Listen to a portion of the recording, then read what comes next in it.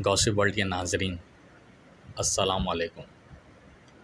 दोस्तों, इंसान जितना सब्र करता है मुसीबतों और आज़माइशों पे, अल्लाह पाक दुनिया और आखिरत में दोनों में दर्जात बुलंद करता रहता है उसके। दोस्तों, इस दुनिया में इंसान के साथ आज़माइशों का सिलसिला चलता है और यहीं से ही उसका तक़वा और बुज़ुर्गी दिखाई देती है कि जितना वो सब्र व ज़ब्त करेगा और अल्लाह का शुक्र अदा करेगा, इतना ही मर्तबा उसका बढ़ता जाएगा। आज हम एक ऐसी ही कहानी आपके सामने पेश करेंगे जिससे ये पता चलेगा कि सब्र इंसान की ज़िंदगी में कितना ज़रूरी है और इसका फल कितना मीठा है। दोस्तों, बहुत ज़माने पुरानी की बात है कि एक सल्तनत में एक बादशाह ने अपने रियाया के बारे में ये मालूम करने की सूझी उसको कि क्या इधर कोई अक्लमंद और हुनरमंद आदमी है।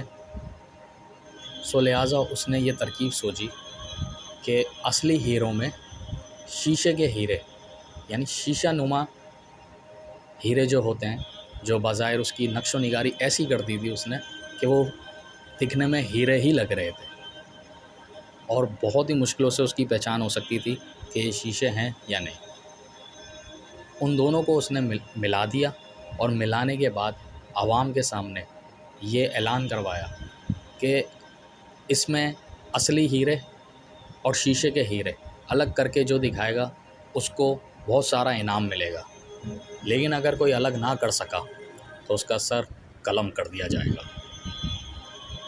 दोस्तों, बहुत सारे जौहरी वहाँ पहुँचे और उन्होंने अपने हुनर के मुताबिक, अपनी काबिलियत के मुताबिक दोनों को अलग करने की कोशिश करी, लेकिन वो अलग ना कर सके और बदले में बादशाह ने उनके सर कलम करवा दिए। ये ऐलान पूरी सल्तनत में मशहूर हो गया और लोग यही सोचते रह गए कि किस तरीके से असली हीरे और शीशे वाले हीरे इनको अलग किया जाए। बहरहाल दोस्तों, वहाँ पर एक नाबीना बंदा भी रहा करता था। उसके कान में जब ये ऐलान पहुँचा तो वो फ़ौरन दरबार में हाज़िर हुआ और कहा, बादशाह सलामत, मैं शीशों को और हीरों को दोनों को अलग कर सकता हूँ। बादशाह ने उसकी हालत देखी और कहा, बाबा आप जाओ, आपसे अच्छे अच्छे जौहरी बंदे यहाँ पर आए, लेकिन वो ये चीज़ ना कर सके तो आप कैसे करोगे, और आप तो नाबीना भी हो। तो नाबीना ने कहा, बादशाह सलामत, ये मेरा काम है, ये मुझे करने दें, आप फ़िक्र ना करें। बादशाह ने कहा, याद रखो, अगर तुम हीरे और शीशे अलग ना कर सके तो पिछले लोगों की तरह तुम्हारा भी सर कलम कर दिया जाएगा। नाबीना बुज़ुर्ग ने कहा, कोई बात नहीं, आप हीरे और शीशे दोनों पेश करें।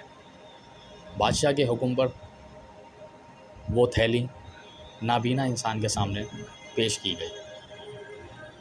अब उस बंदे ने थैली खोली और हीरे और शीशे धूप में रख दिए।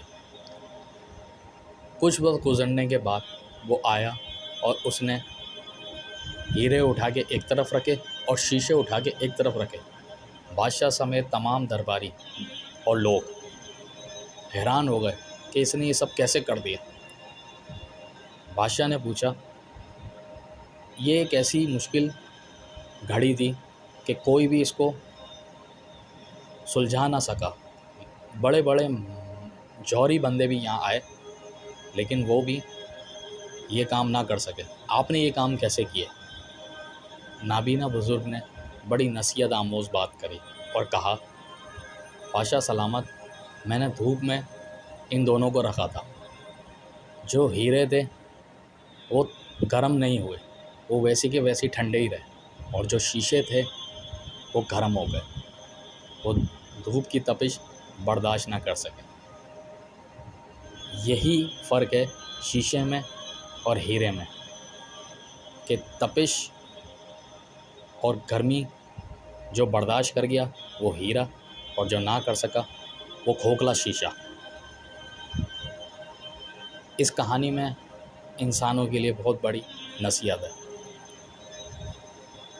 अगर इंसान उस पर आजमाइशें आती हैं, मुसीबतें आती हैं, तो ये सब अल्लाह ही की तरफ से होती हैं। अगर उस पर इंसान नाशुक्री करता है, हाय हाय करता है, तो ये अल्लाह को नापसंदीदा अमल लगता है। और अल्लाह को सबसे ज़्यादा नापसंदीदा अमल ही यही लगता है कि जो शख्स नाशुक्री करता है।